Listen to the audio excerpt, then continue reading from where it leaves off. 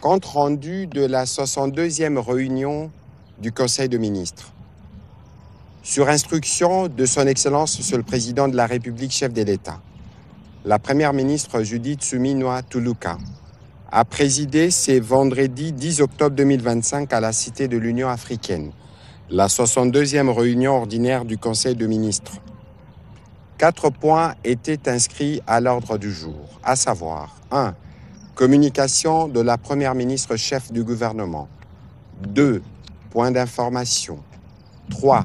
Approbation d'un relevé des décisions de Conseil de ministres. 4. Examen et adoption de textes. La communication de la Première ministre chef du gouvernement a porté sur 3 points principaux, à savoir 1. De l'intervention de Son Excellence Monsieur le Président de la République au Global Gateway Forum à Bruxelles. À ces sujets, la Première ministre a rappelé que dans sa quête permanente pour le retour de la paix dans notre pays, depuis son investiture à la magistrature suprême, le Président de la République n'a cessé de ménager ses efforts pour assurer la stabilité et le développement de notre pays. C'est dans ces contextes qu'il a tendu la main au président rwandais lors de son intervention le jeudi 9 octobre 2025 à la 2e édition du Global Gateway Forum organisé à Bruxelles par l'Union européenne. L'appel lancé par le président de la République à son homologue rwandais vise essentiellement l'arrêt des violences et le développement économique de la région de Grand Lac, en ce que c'est lui qui parraine et qui soutient les M23.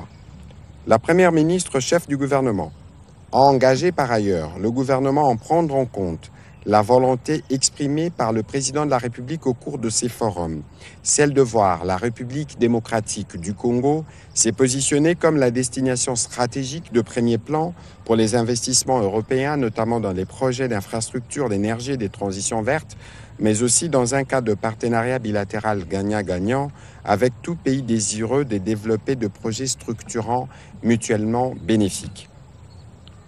Le deuxième point de la communication de la Première ministre a porté sur le processus des reconnaissances du Génocost.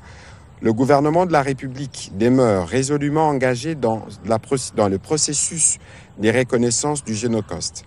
À ces propos, la Première ministre a salué l'organisation par le ministère des Droits humains de la première édition du Forum national de droits humains en République démocratique du Congo, ouverte au Palais du Peuple à Kinshasa jeudi 9 octobre dernier. Consacrée aux thématiques relatives à la justiciabilité des droits humains, à la justice transitionnelle, à la promotion et à la protection des droits humains, ainsi qu'au plaidoyer pour la reconnaissance du Génocost, ces forums s'inscrivent pleinement dans la mise en œuvre du programme d'action du gouvernement qui met un accent particulier sur l'homme, considéré à la fois comme la ressource principale, le moteur du développement et les bénéficiaires de fruits de ces progrès. Elle a souligné que le gouvernement attend de ces forums qu'il élabore une feuille de route claire et détaillée, précisant des actions concrètes et progressives dans le cadre d'une stratégie globale en faveur de la reconnaissance internationale des génocides en République démocratique du Congo. Cette stratégie devra intégrer des mesures réalisables à chaque étape et tout en maintenant et en renforçant l'élan des efforts déjà en cours. L'objectif est de garantir une dynamique soutenue en vue d'atteindre la reconnaissance internationale souhaitée. Dans les mêmes ordres d'idées, la Première ministre a exhorté instamment les 2 chambres du Parlement à examiner rapidement et en priorité l'adoption d'une résolution officielle. Celle-ci devra proclamer au nom de la nation la reconnaissance des génocides perpétrés sur le sol congolais pour des raisons économiques. Le 3e point de la communication de la Première ministre chef du gouvernement a porté sur le renforcement de l'efficacité de la réponse humanitaire. La Première ministre est revenue notamment sur la situation humanitaire et sécuritaire dans la partie est de notre pays, ce qui a fait l'objet de la réunion du cadre national de concertation humanitaire qu'elle a convoquée le jeudi 9 octobre 2025 à l'hôtel du gouvernement.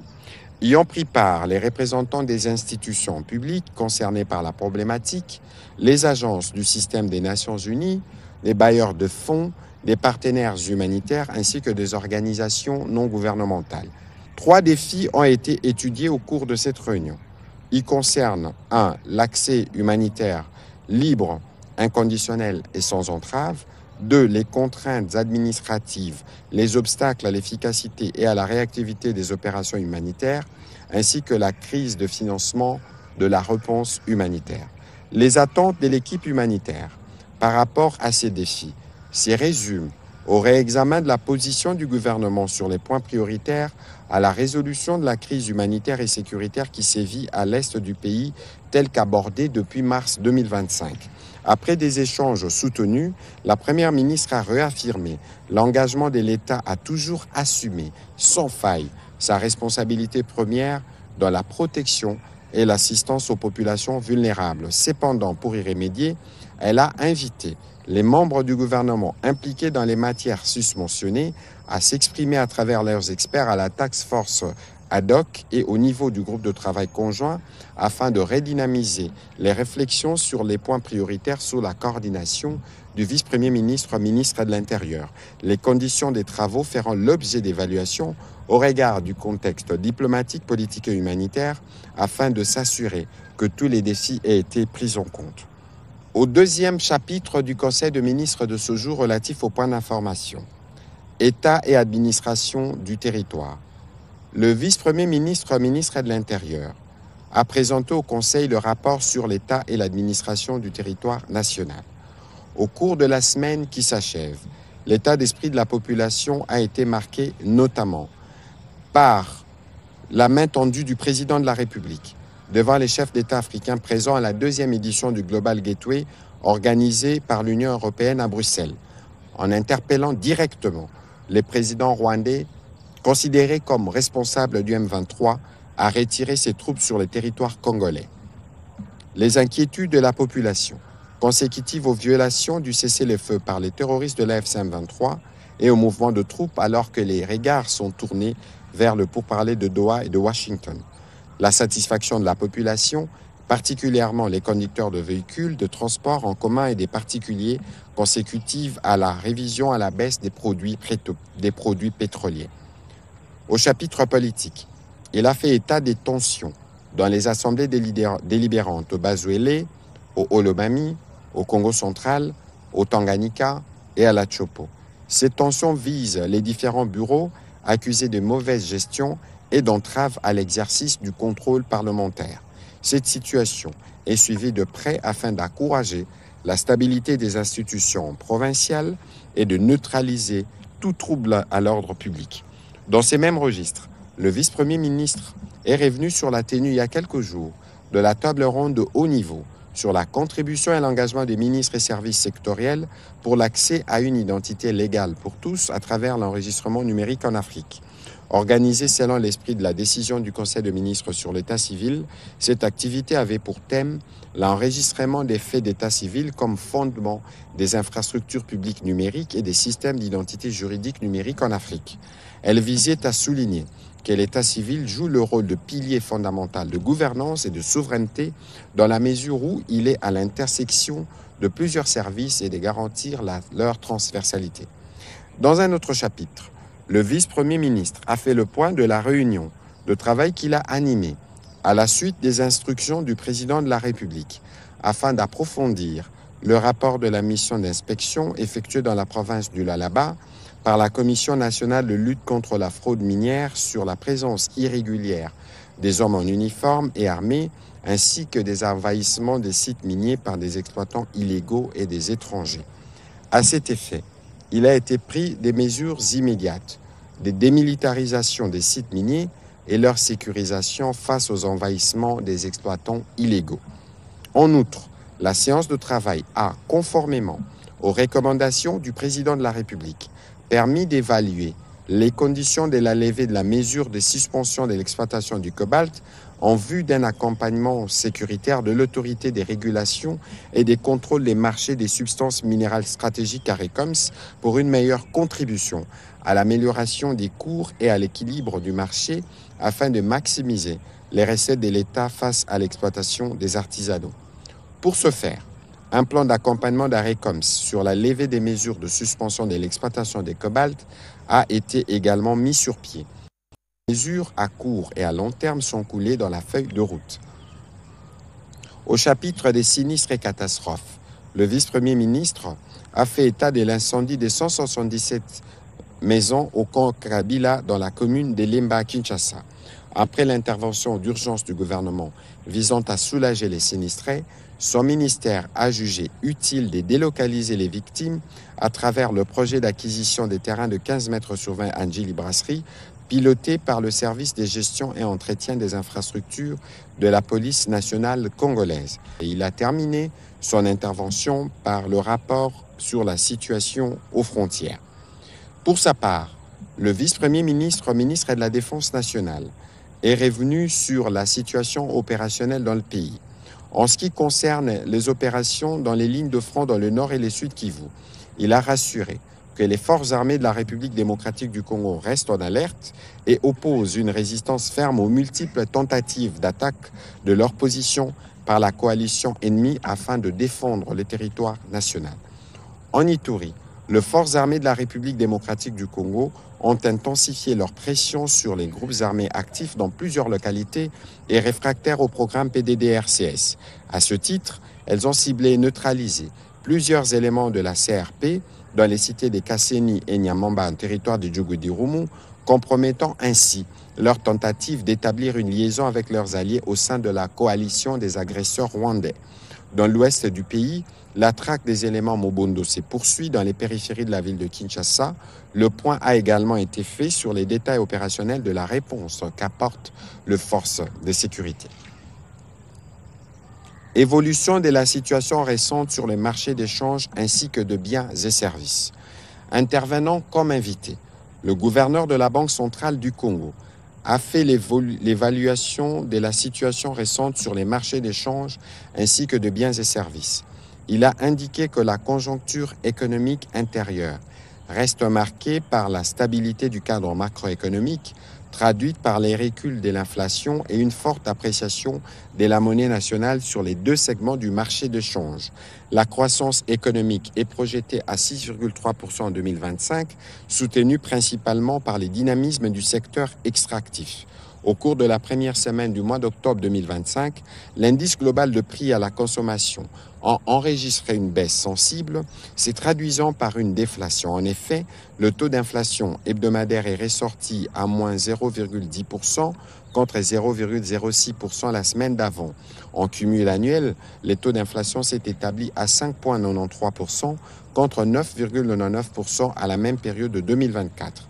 Par rapport à la semaine précédente, les francs congolais s'est apprécié de 6,31% à l'indicatif et de 4,12% sur le marché parallèle. Comparativement à fin décembre 2024, la monnaie nationale a enregistré une appréciation de 13,47% à l'indicatif et de 9,54% au parallèle. En rythme hebdomadaire, les cours mondiaux des principaux produits des bases importés et exportés par la RDC ont globalement bien évolué. Au regard de facteurs de risque internes et externes, le gouverneur de la Banque centrale a formulé des recommandations allant dans le sens du maintien d'une coordination étroite entre la politique budgétaire et monétaire afin de préserver la stabilité macroéconomique, de la poursuite de la surveillance rapprochée du marché de change et du secteur bancaire pour anticiper d'éventuelles tensions, ainsi que de la promotion de la diversification économique par l'agriculture et les services afin d'atténuer la dépendance au secteur extractif. Le Conseil a pris acte de son rapport. Au sujet de la situation épidémiologique en République démocratique du Congo, le ministre de la Santé, Hygiène et Prévention sociale a présenté le point saillant de la situation épidémiologique en République démocratique du Congo. Pour ce qui est de la maladie à virus Ebola, il a été enregistré au 8 octobre 2025, 34 alertes dont 15 validées, aucun cas n'a été confirmé. S'agissant du choléra, comparé à la semaine passée, la tendance à la 39e semaine épidémiologique est marquée par une augmentation du nombre des nouveaux cas, passant de 1180 à 1384 cas suspects, dont 48 décès, soit une létalité de 3,8%. Quant au Mpox, la tendance à la 3e semaine est marquée par une diminution du nombre de nouveaux cas suspects de 807 à 366, soit une baisse de 54,6%. Face à ces épidémies, les actions de riposte en cours ont été présentées et des recommandations supplémentaires ont été formulées. Note d'information relevant du secteur du développement rural. Le ministre d'État, ministre du Développement rural, a informé le Conseil de la célébration de l'édition 2025 de la Journée internationale de la femme rurale, le 15 octobre de chaque année. Il a indiqué que cette journée est destinée à sensibiliser au rôle des femmes rurales, à promouvoir l'égalité des sexes, le développement intégral de leur milieu à travers les activités de développement, l'autonomisation et à encourager les actions en leur faveur ainsi que leur contribution dans l'économie rurale. L'opinion publique et les décideurs seront ainsi sensibilisés aux enjeux auxquels les femmes rurales sont confrontées et à promouvoir des politiques en faveur de leur autonomisation. Les calendriers prévoient une série d'activités s'étalant du 15 au 31 octobre 2025. Leur lancement s'effectuera simultanément dans la ville de Kisangani, province de la Chopo, en raison de la forte concentration de femmes rurales déplacées de guerre et des conflits ethniques, ainsi que dans la ville de Kingé, province du Kwango, étant donné que l'on rencontre plus de malnutrition dans les ménages agricoles de cette province. L'accompagnement du gouvernement a été sollicité quant à ceux. Le ministre d'État, ministre du Développement rural, a été complété par la ministre du Genre, Famille et Enfants. Le Conseil a pris acte de cette note d'information. Au troisième chapitre du Conseil de ministres de ce jour, relatif à l'approbation d'un relevé des décisions, les membres du Conseil ont approuvé les relevés des décisions prises lors de la 61e réunion ordinaire du Conseil de ministres du vendredi 3 octobre 2025. Au dernier chapitre du Conseil de ministres de ce jour, relatif à l'examen et à l'adoption des textes, un projet de loi, le ministre d'État, ministre de la Justice et garde de Sceaux, a soumis pour examen et adoption le projet de loi portant autorisation de la prorogation de l'état de siège sur une partie du territoire de la République démocratique du Congo, prenant cours le 19 octobre 2025. Après débat et délibération, ce projet de loi a été adopté. Commencé à 14h55, la réunion du Conseil de ministres a pris fin à 17h11. Je vous remercie.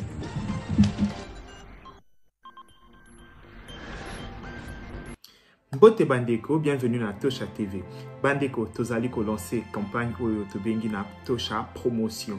Pona bandeko nyonso obalingi ba marque na bango eye bana ba événement na bango eye bana tozali ko sala ba promotion na chaîne na biso na plan marketing. Donc mutu nyonso aza na posa produit na ye ekende liboso azali na posa mukili eyeba eloko na ye a contacter biso na numéro oyoyo toko solo là pour la promotion et ba produit na bino nyonso. Donc tozali ko travailler na ba agence pour na ba réalisation et ba publicité.